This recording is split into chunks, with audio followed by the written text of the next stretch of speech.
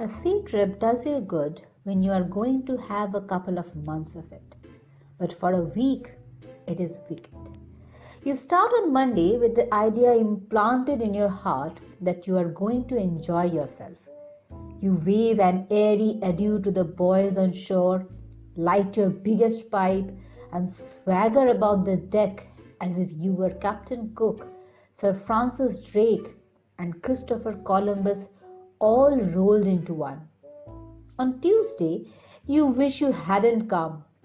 On Wednesday, Thursday, and Friday, you wish you were dead. On Saturday, you are able to swallow a little beef tea and to sit up on deck and answer with a warm, sweet smile when kind-hearted people ask you how you feel now. On Sunday, you begin to walk about again and take solid food. And on Monday morning, as with your bag and umbrella in your hand, you stand by the gunwale, waiting to step ashore, you begin to thoroughly like it. I remember my brother-in-law going for a short sea trip once for the benefit of his health.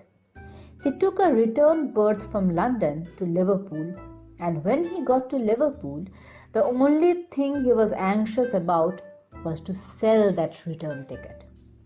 It was offered round the town at a tremendous reduction, so I'm told, and was eventually sold for 18 pence to a bilious-looking youth who had just been advised by his medical men to go to the seaside and take exercise. "Seaside," said my brother-in-law, pressing the ticket affectionately into his hand. "Why, you will have enough to last you a lifetime.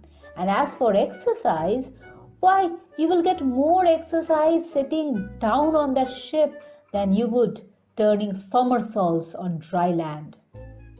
He himself, my brother-in-law, came back by train. He said the North Western Railway was healthy enough for him. Another fellow I knew went for a week's voyage round the coast, and before they started, the steward came to him to ask whether he would pay for each meal as he had it or arrange beforehand for the whole series. The steward recommended the later course as it would come so much cheaper. He said they would do him for the whole week at £2.5. He said for breakfast there would be fish followed by a grill. Lunch was at 1 and consisted of 4 courses. Dinner at 6, soup, fish, entree, joint, poultry, salad, sweets, cheese, and dessert, and a light meat supper at 10. My friend thought he would close on the £2.5 job. He was a hearty eater.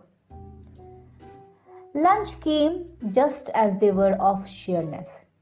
He didn't feel so hungry as he thought he should, and so contented himself with a bit of boiled beef and some strawberries and cream.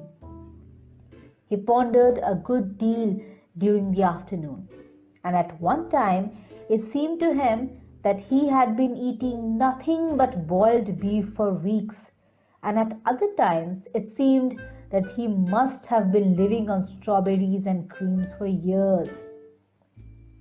Neither the beef nor the strawberries and cream seemed happy either, seemed discontented like.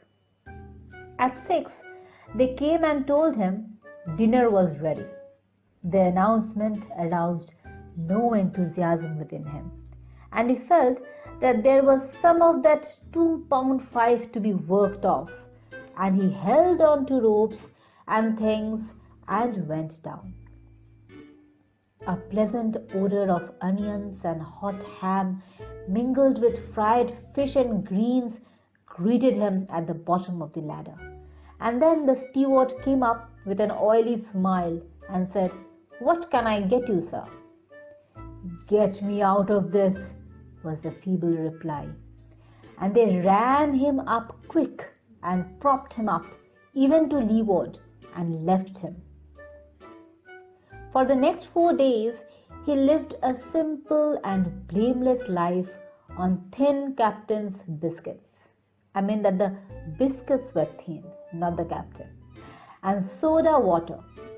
But towards Saturday, he got uppish and went in for weak tea and dry toast. And on Monday, he was gorging himself on chicken broth. He left the ship on Tuesday, and as it steamed away from the landing stage, he gazed after it regretfully. "There she goes," he said. "There she goes, with 2 pounds worth of food on board that belongs to me and that I haven't had." He said that if they had given him another day, he thought he could have put it straight.